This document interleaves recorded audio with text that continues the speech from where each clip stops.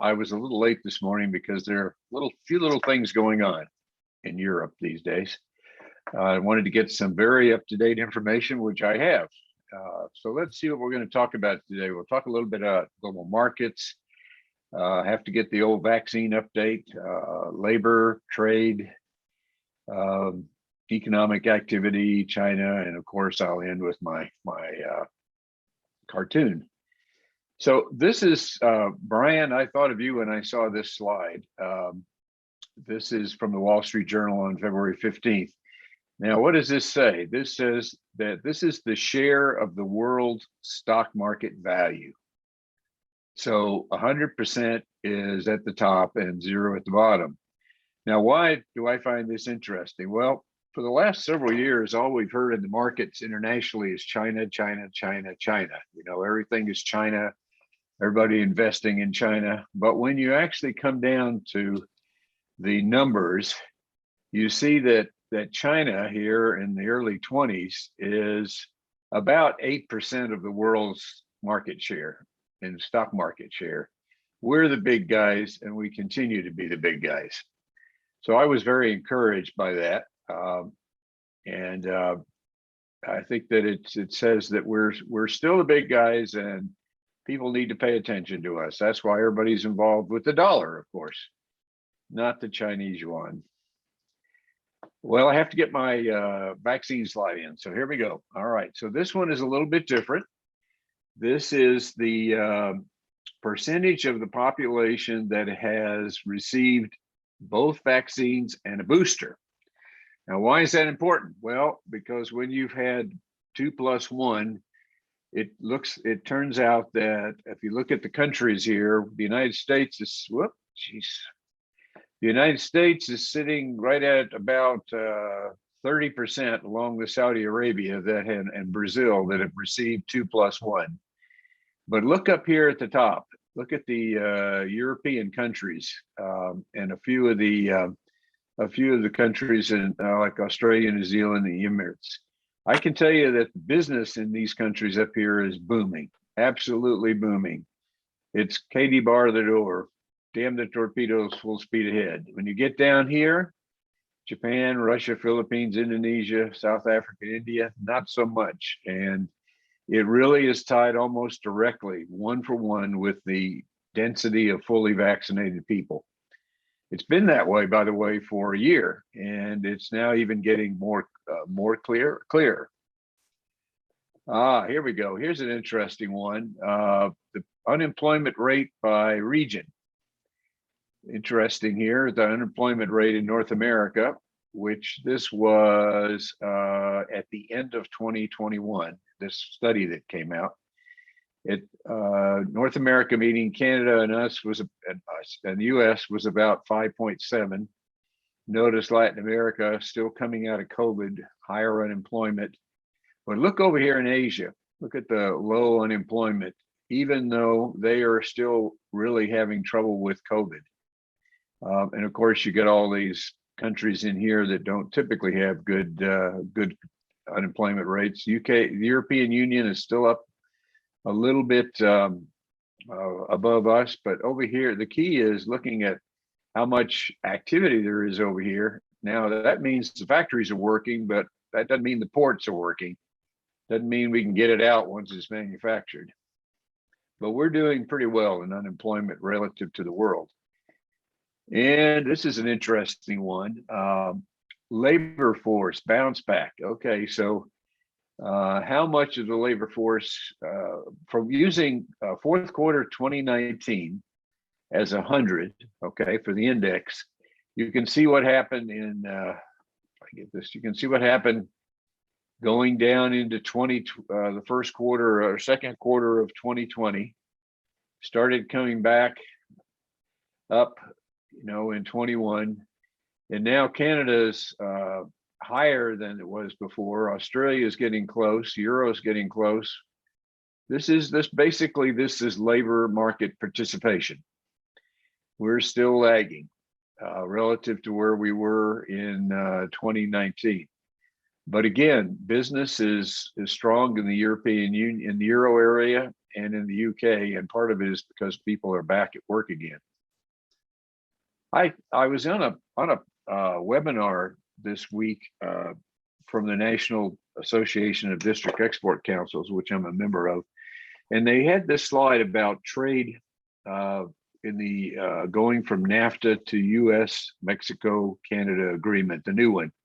And I found this to be very interesting that if we look at Mexico, we export about $250 million a year to them, and we import about 360 billion. So what's interesting to me here is that Canada and the US are fairly similar as far as our exports and our imports. But look at China over here. Imports are 4.5 to 1. 4.5 to 1. And they threw in Japan in here, which is about 144 billion over 75 billion exported. So red is our exports and green is our imports. So we're doing pretty well in Canada and in Mexico, but of course not in China and not in Japan. So I thought that was kind of an interesting statistic.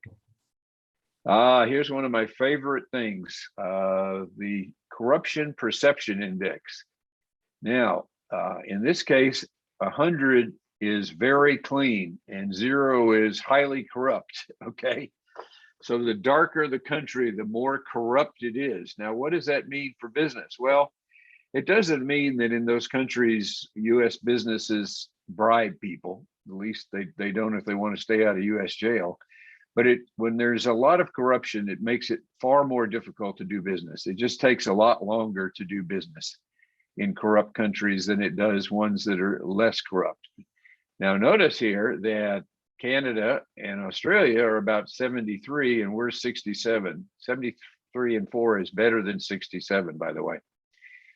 Interesting here, up here in Scandinavia, very clean, moderately clean in this part of Europe. And then as you get down in the south, it gets more and more corrupt. I don't know what that means. You can almost draw a line right through here and see corruption. Then you get out into these areas, of course, and you're way down on the scale. I would suggest China is probably higher, lower than 45.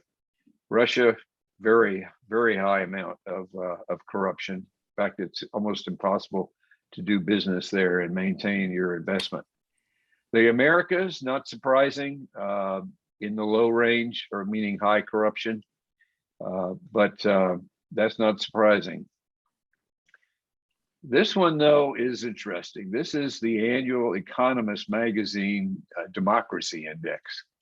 And you can see over there on the right what they include in their index and the 5 measures they include. So the darker, again, the darker the color, the less democratic, in some cases authoritarian. I would suggest that Russia should be a little bit darker.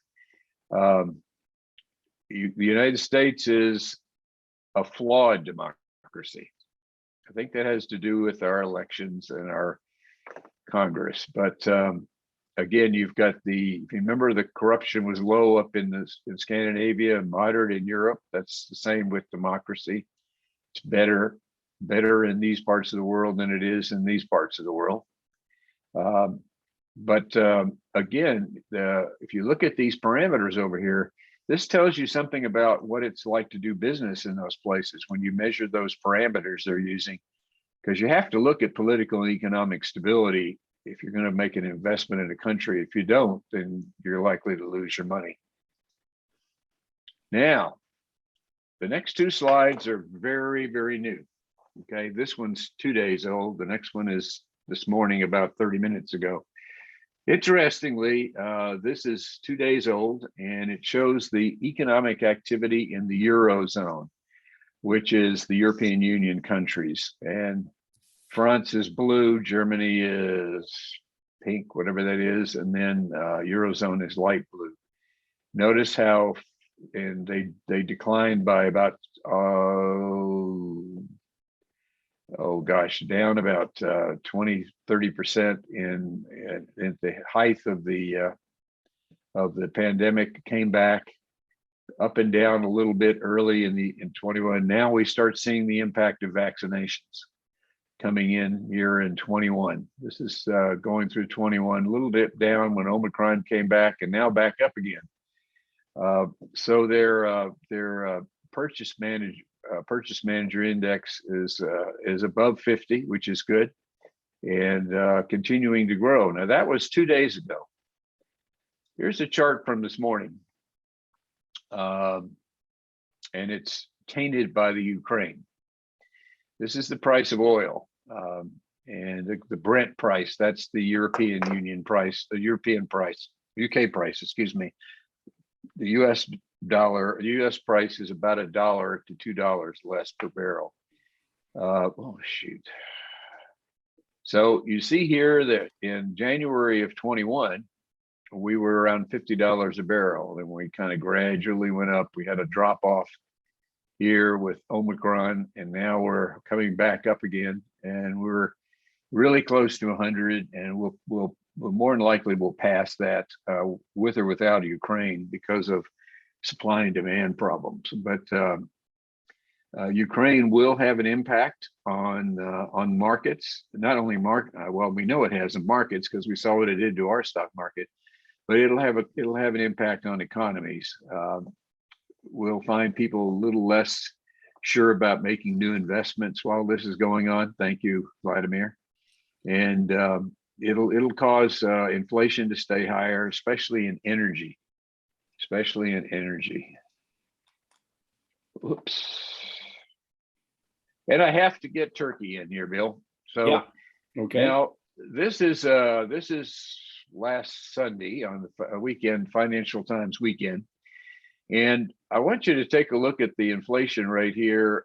Back in early 21 in Turkey was about 10%. Remember, it's 7.5% in the United States. All right, 7.5%. Okay, and we're really upset. Right. Well, last month it was 46% in Turkey. So let's not have too much weeping and gnashing of teeth here at home, Brian. Let's just, it's not good, but it's not as bad as it is in Turkey. That's for sure. I wanted to give you that positive statement. But Bill and I have talked about this, and until there's a major change in who runs the country, they're going to have disaster interest rates and disaster inflation. Now, getting near the end here. Now, this is a very important slide for those of us who are involved with China, and frankly, almost all of us are one way or another because China impacts the world.